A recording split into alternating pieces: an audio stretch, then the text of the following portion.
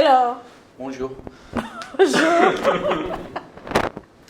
Every time Yeah. I see you, Yes. you have a different haircut.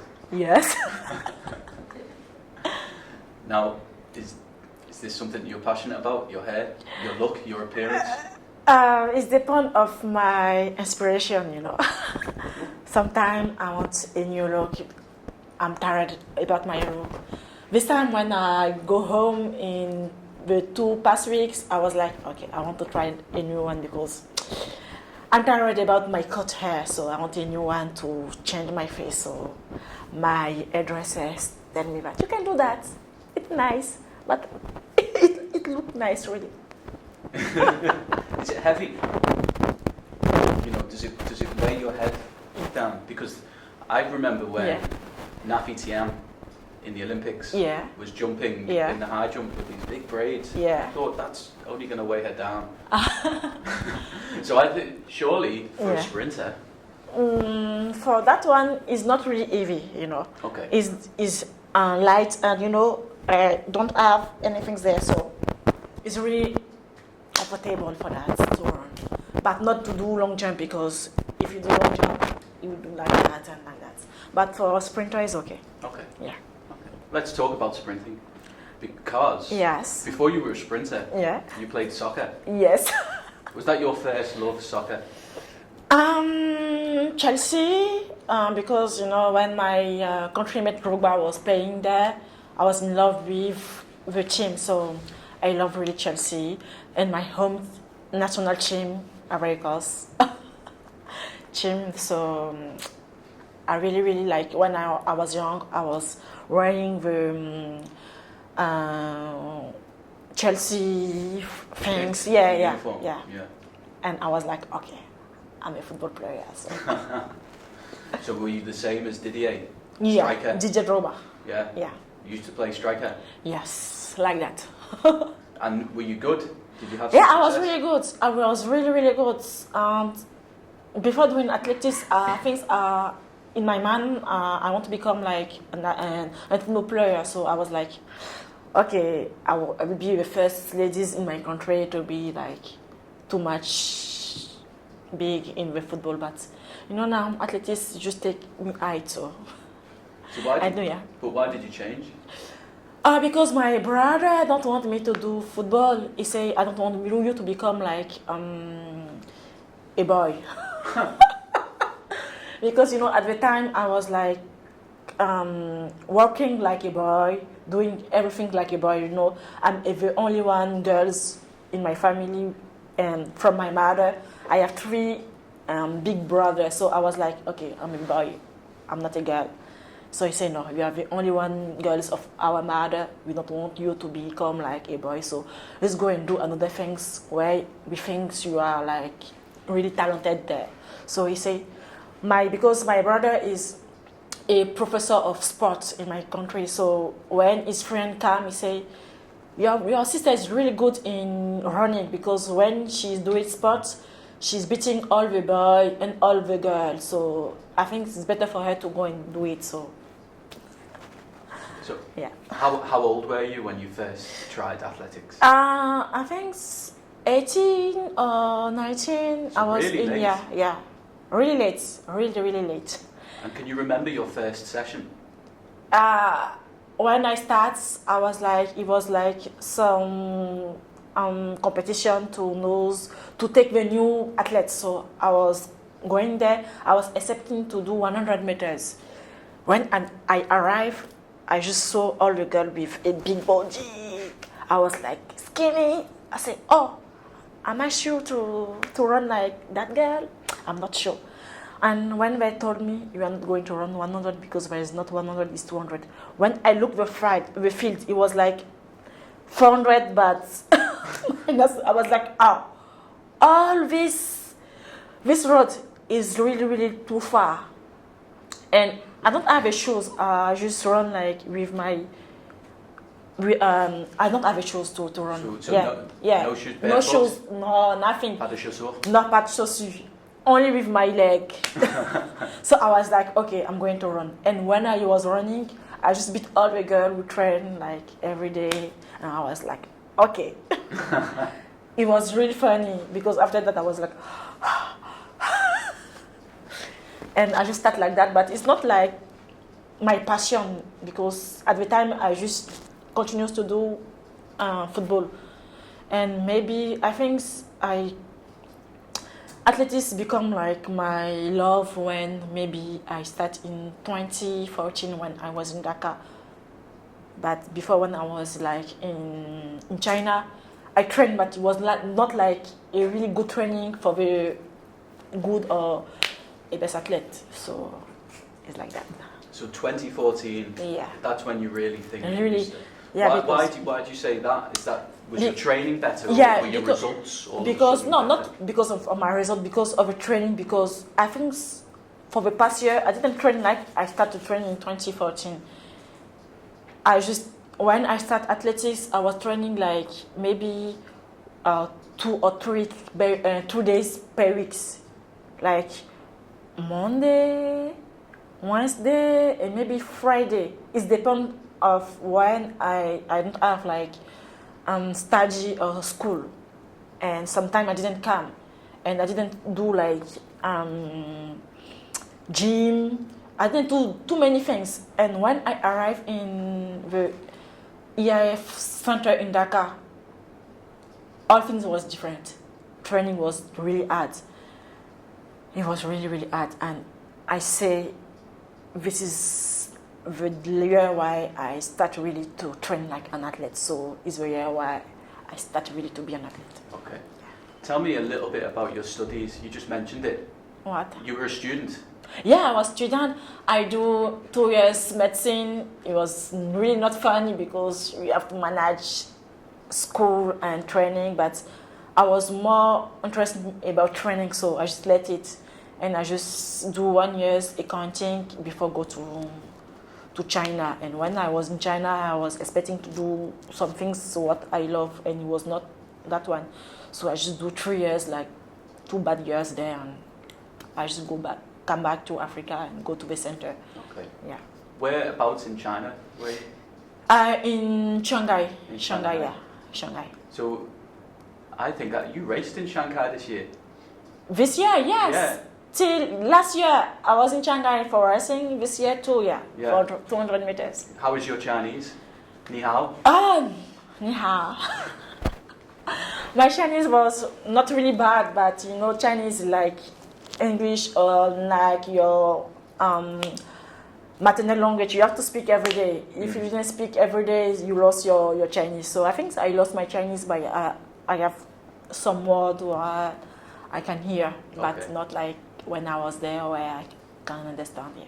And what about the food in China? Was that difficult or? It was really difficult. You know, the first month when I arrived in China, I just started to eat McDonald's Yeah. because it was not really good to find a good, really Chinese food. There is a good Chinese food, but when you want to eat some things, the smell is good, man. When you start to eat, it's sweet.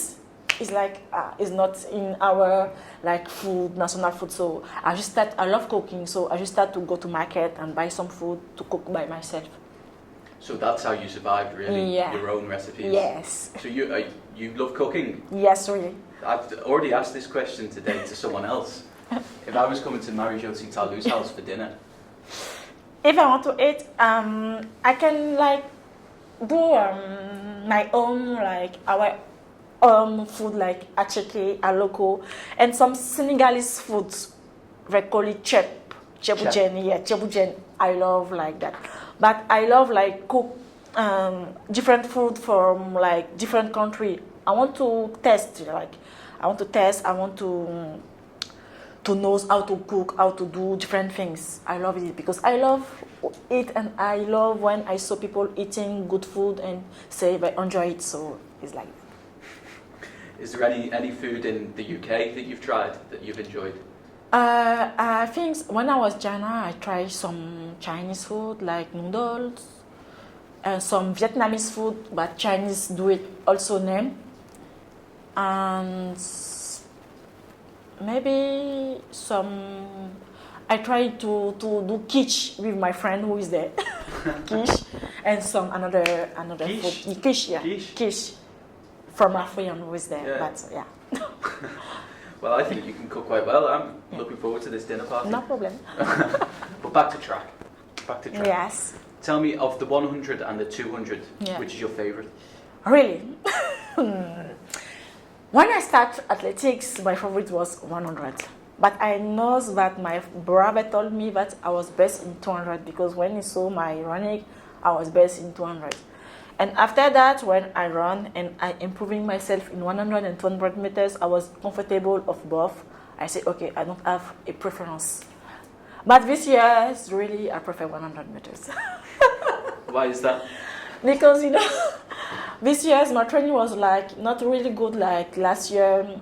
I just come from too far, some bad things. So I don't have really the endurance necessary to finish for the 200 meters. So my 100 is the best. Yeah.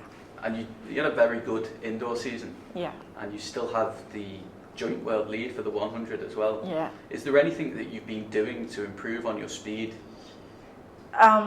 This year with coach, we're working for my start and for my power because I don't have real power.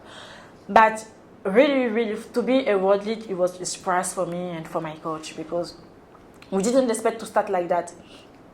When I was going to start my outdoor season, you just tell me that go and run because I know you can do something better, but I'm not expecting you to run like 10 in the first round. 11 is good, and after that you will go slowly, and like last year. And when I started in 10:85, I was like, really, this is not easy because it's like a big thing because you have to be best. You have to be like good in every competition, not have to be down. If you start like that, you have to be like in the same level or more. And it was like really not easy because it's my first time to start like that. But I'm just every day praying to be consistent in that level and maybe do my best to be able to run again. That's what I was going to ask actually, because you ran so fast early in the season. Yeah. Do you feel almost as if that gave you a little bit of a reputation that you're trying to live up to almost for the rest of the season? I cannot say that. I cannot say that. I think, you know, for me, it's my chance this year to be like the world leading. But you know that Gina do also the world leading. So I think all the girls have the power to be world leading and to be like I am now. So every competition, every race is a fighting. So I have to fight to be in the top 3. Is what I am doing. I'm not like, okay, because I'm good, everybody like say I'm good, I'm the best. I'm not the best. I'm just trying to be the best. So I cannot say that. And you've just retained your African Championships title and then added the other one as well in the sprint. Yeah. What does it mean to you to pick up those titles because you've come so close at major international competitions? Yeah. It was really important for me because, you know, in my continent competition. So when I started to be like an athlete in 2014, my first African champ, I became 3rd in 100 and 2nd in 200. And after that, in 2016, I became 3rd in 100 and 1st in 200 because I came from injury. So I have to prove this year because I'm a world leading. And it was not like correct to be world leading and go to your competition of your country of your not country of your continent and be last. The time was not the most important for me and my coach. It was the title. So I just go there to have the medal, the gold medal, and I just have a gold medal in 1 and 200 meters.